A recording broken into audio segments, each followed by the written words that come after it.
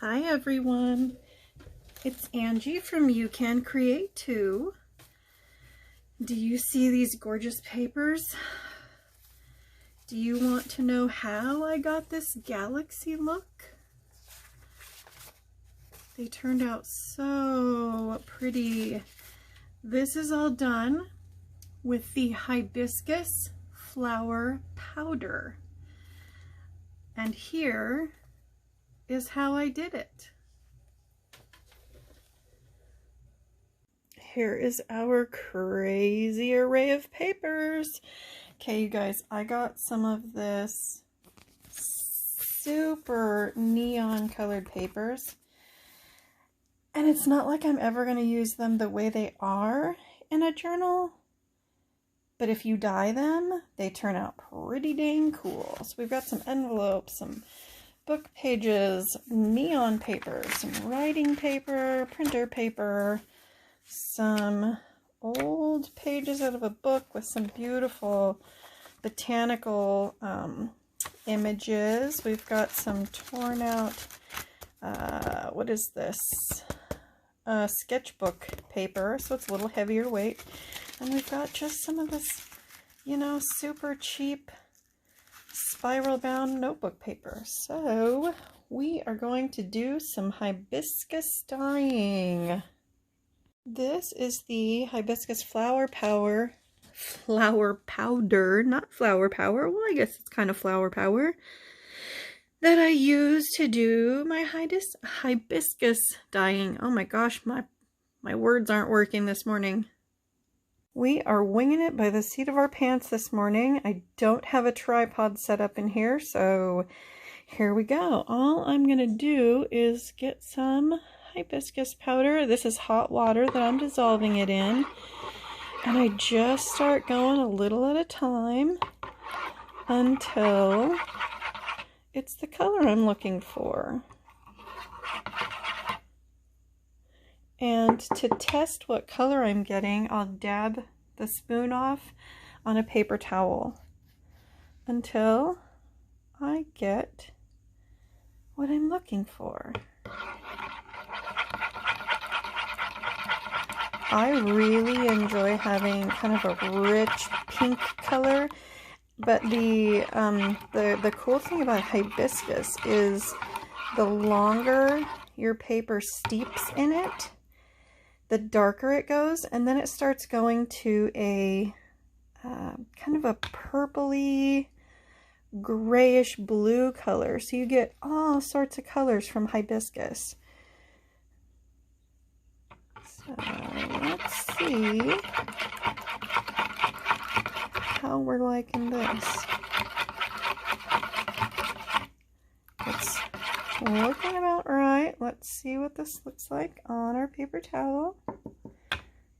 Yes, ma'am. That's the one we're looking for. I could have stopped back here where it's a little bit lighter, but I really want to get this rich color. So let's get some of this transferred into something that makes it a little bit easier to pour from, and we'll get going. Okay, guys, I figured out kind of a way to hold my camera up there. If only you could see what it's being held by, you would be laughing. So let's get started. You know what? I'm gonna go turn a light on.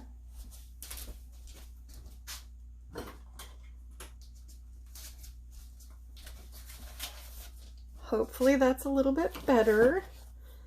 So all I'm going to do here is start by pouring just a little bit of my hibiscus water in here. And this 9x13 pan, courtesy of my, I think this came from my great-grandmother. That's why it looks so beat up. It has seen some things, y'all. Seen some things. So we're just gonna start.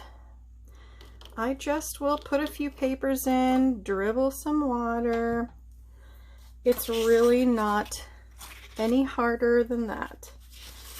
So that being said, let's get this show on the road.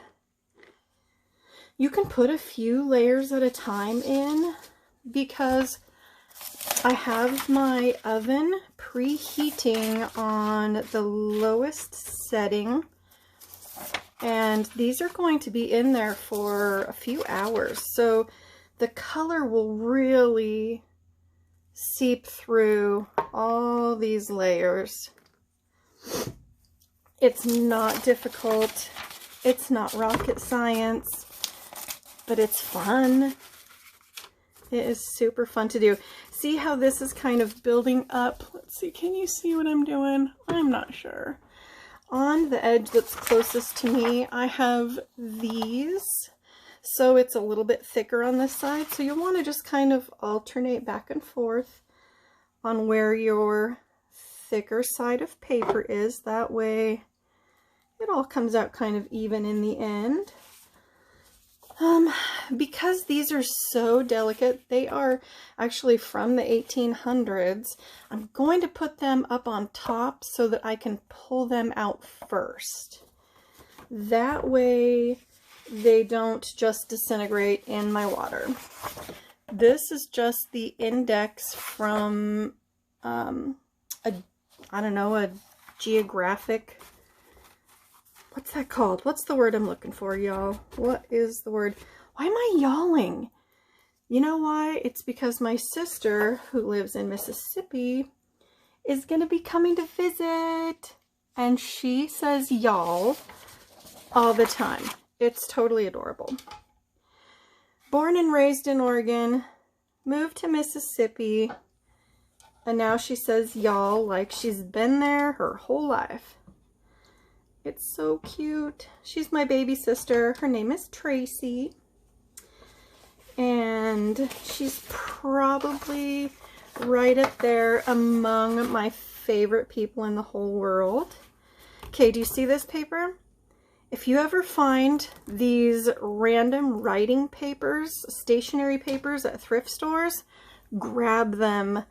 Even though they may never be something you think you would use in your junk journal, dye them and they come out so cool.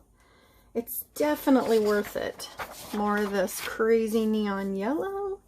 Let me check to make sure we're still recording. Yes, we are. Okay. That would be my oven telling me that we are up to temperature. And I just set my oven, I think I already told you this, I set my oven on the lowest setting that it will go with mine. That is 170 degrees. And I'll let them sit in there until the top layers start to dry out, and then I'll pull them out. The top few layers, I'll pull them out and let them air dry the rest of the way. It is heading, we are pretty deep into fall here right now, and so it's too cold to set our papers outside to dry. So what I usually end up doing is I'll like commandeer one whole room, and I have towels set out and all my papers drying on it. The cats think it's awesome. I usually end up with little bite marks and things like that in some of my papers. Gotta love the kitties.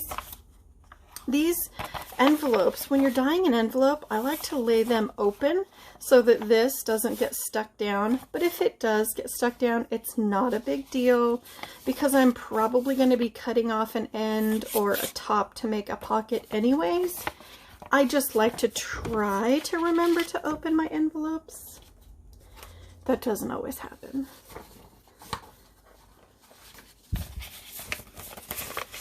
These are just, stationery envelopes that, I don't know, I probably found at a thrift store for a little bit of nothing.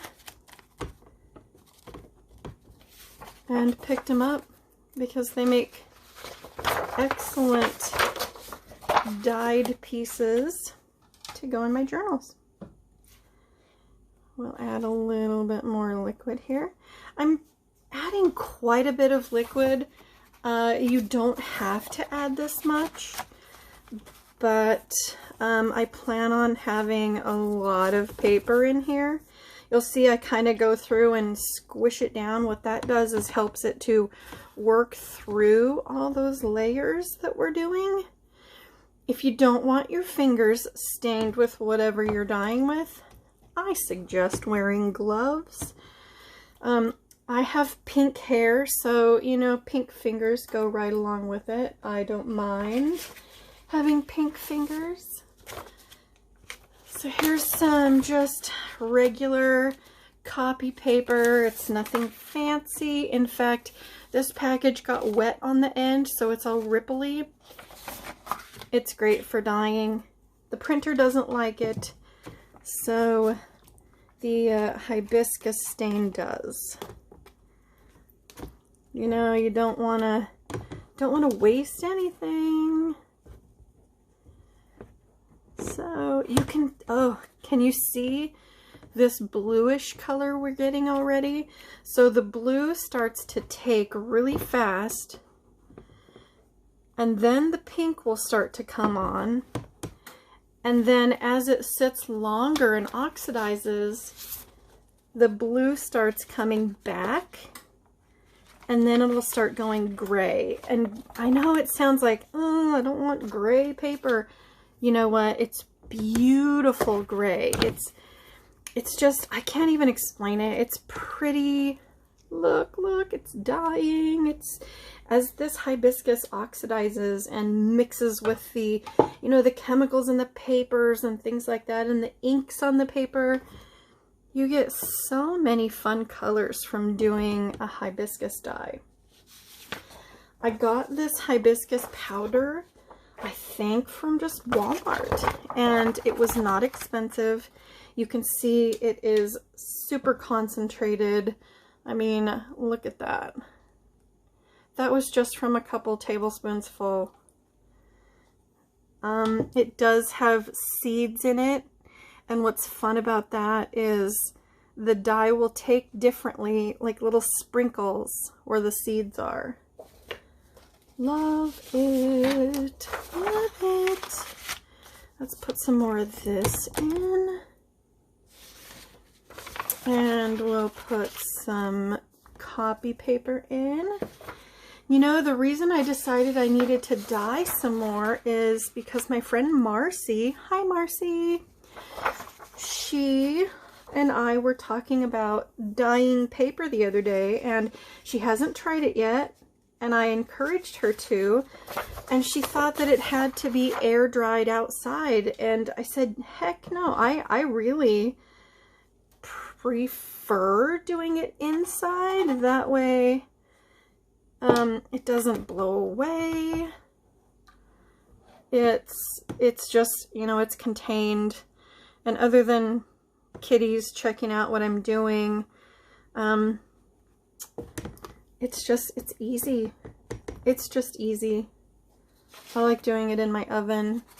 A lot of times, even in the summer, I will do it in the oven. It's, I don't know, it's easy. So we're pouring all of this in, and what I'm going to do towards the end, after I'm sure that all of my papers are saturated, we just moved a little bit. Let's check. Yes, we're still in frame. After I'm sure that my papers are all saturated, I'm going to dump off some of this extra liquid, because if we left it in there, it would take forever to dry, and we don't want that, because honestly, the longer this hibiscus powder oxidizes, the darker blue and gray you get, and I really want to get some nice pinks out of this. But you can see there's this hibiscus powder goes a long way. In fact, I made up more than I needed, so what I will probably do is, what I don't use, I can pour in an airtight jar, like a mason jar, and put the lid on it, and we'll see how it saves. I haven't tried that yet, but I want to see how it does. Oh, I love these. They have the most beautiful plates, images on them. They're so pretty. It's a botany book that I picked up at one of our local used bookstores. I think I paid, you know, no more than a couple dollars for it, and it's so beautiful. I love it. Love it, love it, love it. Sometimes older papers will draw up ink faster, and sometimes they draw it slower, and it looks like this one is going to be one of those that draws up the ink a little bit slower. I don't see it feathering out into the fibers of the paper very quickly. Here's one of the back pages. So it has a little more of a loose texture to it, so it will draw up the color a lot faster.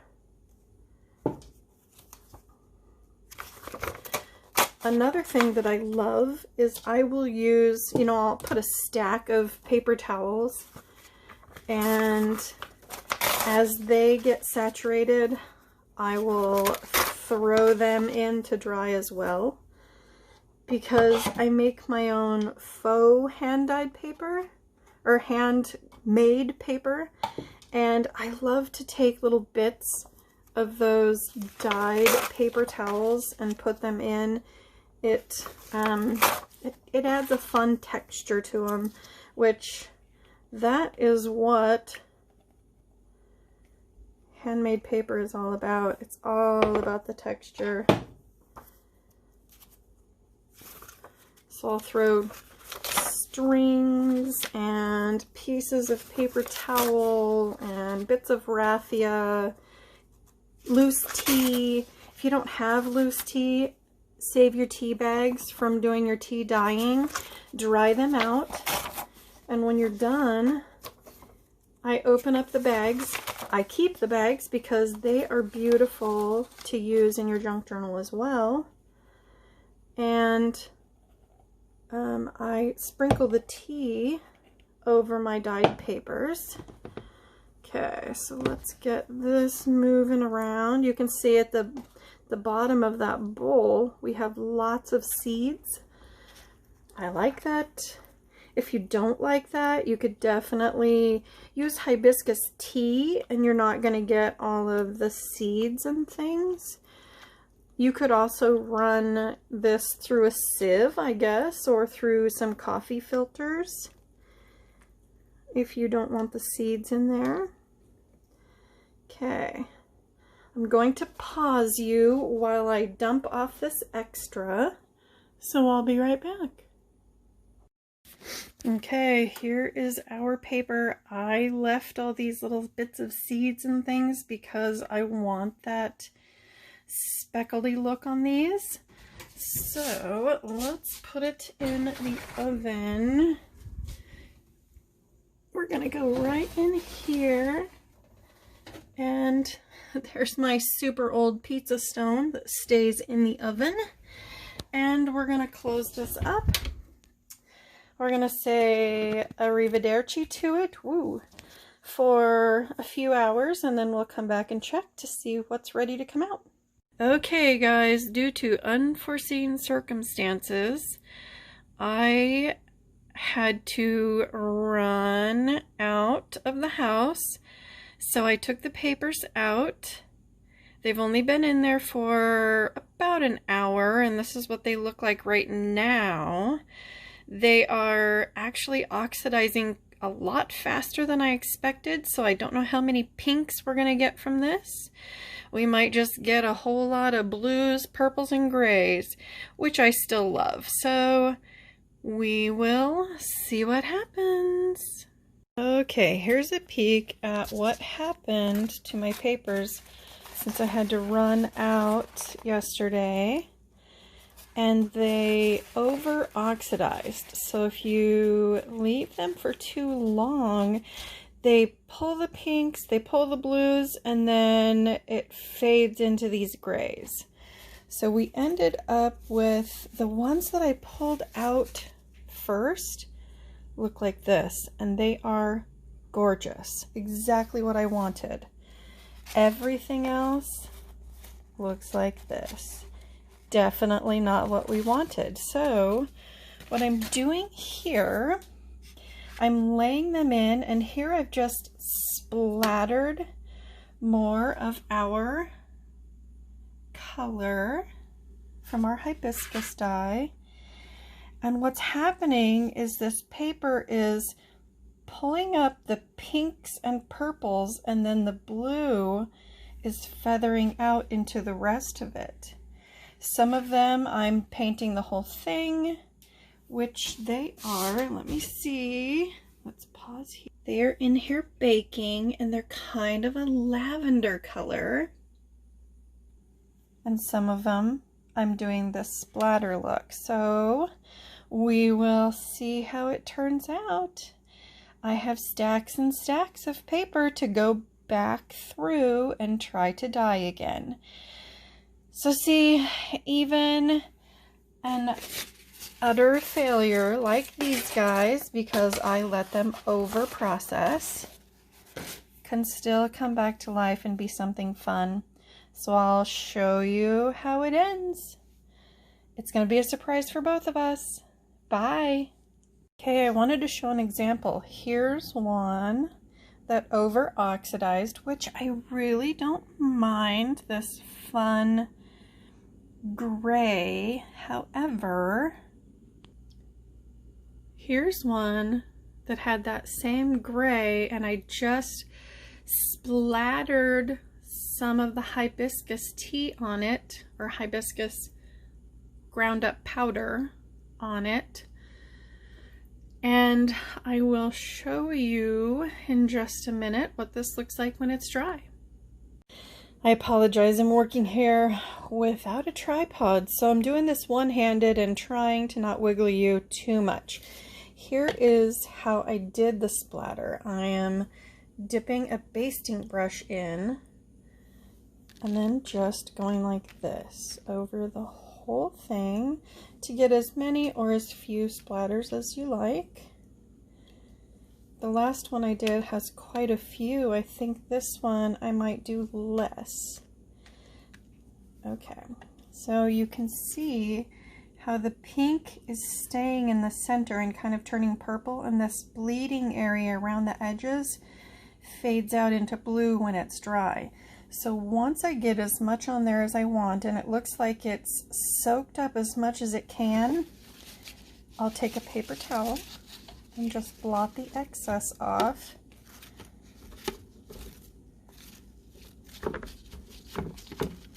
And then I am putting it in the oven, and look at those gorgeous colors. I use these, I know I told you this already, but I use these all the time. They're pretty in clusters, they're pretty in snippet rolls, they're just pretty, I love it. Okay, just a moment and I will show you what these look like when they come out. Here's one of those writing papers with the scroll design on it. When it came out, it's got these lavender purple spots. This black is from the seeds cooking on and oxidizing yesterday, but I really don't mind it. It kind of gives it that aged look. But check out the back of this. Isn't that pretty? Even the back is gorgeous. You can see these greenish yellow edges. That's because this paper was slightly overlapped with one of the yellow sheets. So some of that yellow bled onto here, and I think it's kind of fun.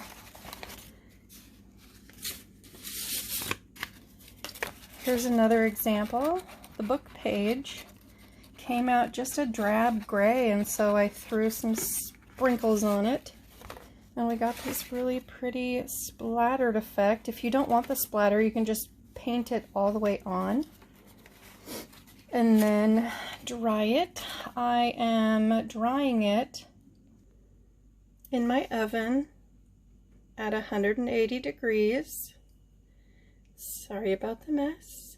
We had spaghetti last night and I can see that it didn't get wiped up very well. So yeah, while I'm doing this, I'll be cleaning my kitchen. I've also got some just spiral bound notebook paper in. And let's look at it. It's dry and wow, look at that pretty color. I can't wait to get the rest of this done. I'm really looking forward to it. I hope you are too. Okay, we're gonna do another little quick technique. Here's one of our gray papers. Let me see if I can get it folded here. I'm just going to, if I can get this end in, come on paper, dip the end, pull it out, dab off the excess right here. Sorry if I'm making you seasick. And what we get with that when it's dry is this look. So we have this paper that has the cool natural splatters from when it oxidized yesterday. And now we have this neat little purple edge. So I'm going to do a few of those because I really like it. So this was one of the neon yellow papers yesterday, and it's showing up a little more gray on the camera than it actually is in person, but it's still too bright. It's not really what I'm looking for. So what I'm going to do is go ahead and just completely saturate it and let it bleed more into the blues and grays before I dry it. Because I really don't mind the gray. I just, my gosh, you guys, if only you could see, my daughter's cat Batman is reaching up. He hears me talking, so he thinks I'm talking to him, and he's reaching up to get my attention and clawing my butt, which is not really a pleasant thing to have happening when I'm trying to video. Stop it, Batman. Anyways, getting back to this, I'm just brushing this all over, and it's not, I can see that it's not showing up on camera, but it is actually going into the blues right now. And when this comes out of the oven, I will show you how it turns out. So shall we make something with them now that we have them all done? I think so. How about just a simple little booklet? Let's do it. Oh, let's do it this way. I'm just going to tear some strips of some of this paper. It certainly does not have to be straight, because we're doing a fun torn look. And I'm all about embracing the perfection in imperfection. So let's see what we can do with these. Let's get one more strip here, about that wide. I'll save this guy for another project. So now all I'm going to do is fold these in half and tear right along that.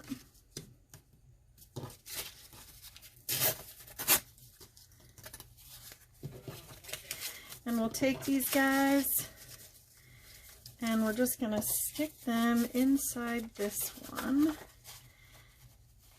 Now he is a little bit tall, so I think what I will do is tear him off.